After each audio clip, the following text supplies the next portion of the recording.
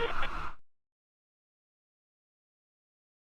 let's do this. Trust is the oxygen of public safety. You don't notice it until it's gone. From data dashboards to body cams, and from public forums to dispatcher storytelling, transparency is no longer a nice to have, it's survival. But how do we strike the balance between open communication and protecting sensitive operations? That's coming up next on TiPS, Today in Public Safety. Welcome to TiPS, Today in Public Safety, your go-to podcast for today's breaking stories and public safety news. Here's your host, Fletch, with today's tips. Welcome to TiPS, Today in Public Safety. This is Fletch, I'm an EMP, and every Monday, Wednesday, and Friday each week, I bring you the latest on emergency communications. Today we're taking a deep dive into building community trust through transparency, why it matters, how to do it right, and the risks of doing it wrong. Why transparency matters. Trust is the currency of public safety. Without it, public cooperation dries up faster than an empty canteen in the desert. We've all seen situations where communities lost faith because information was delayed, distorted, or even hidden.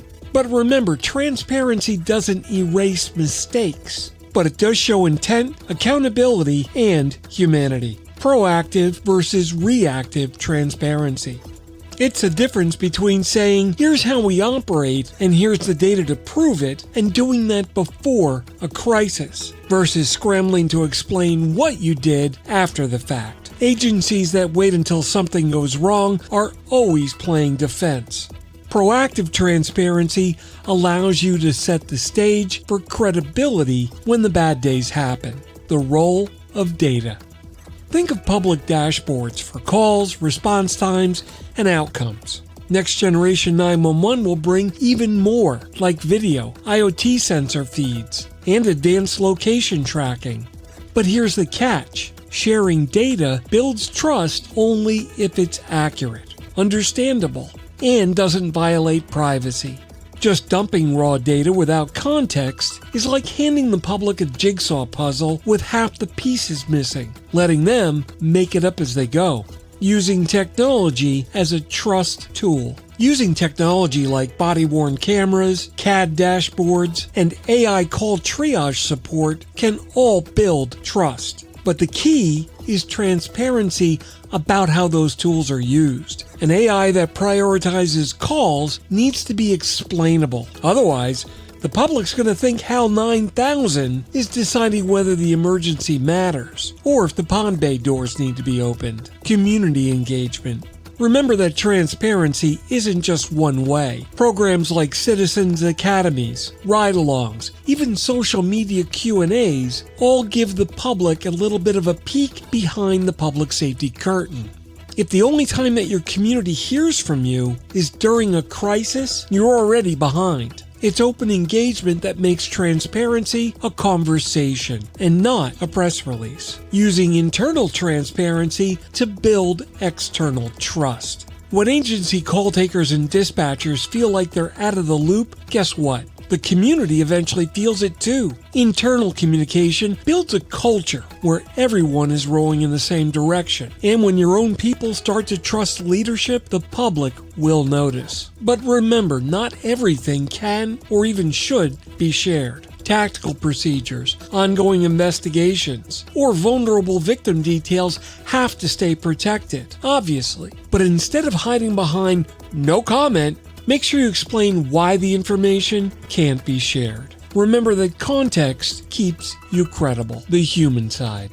Remember that stories matter. If you let the public see the dispatcher who calmed a panicked caller, or the officer who stayed after a shift to help a family, that builds emotional trust. A little bit of vulnerability in leadership, like admitting when things didn't go perfectly, well, that can make an agency relatable and human, not robotic.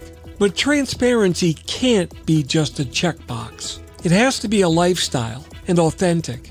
From leadership training to Next Generation 911 rollout to community surveys, transparency needs to be embedded in the ecosystem itself. Think of it as a preventative maintenance on the trust engine. If you ignore it, you're going to break down at the worst possible time.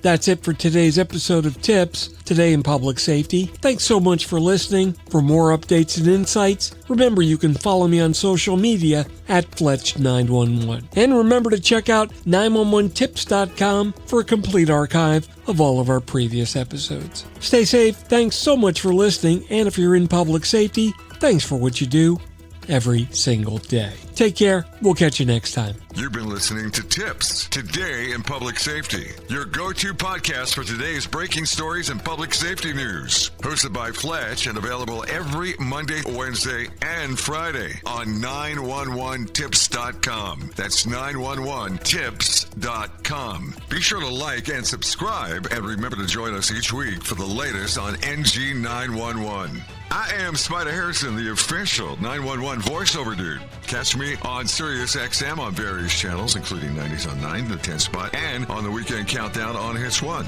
Or don't regret it for the rest of your life. Either way, I'm good.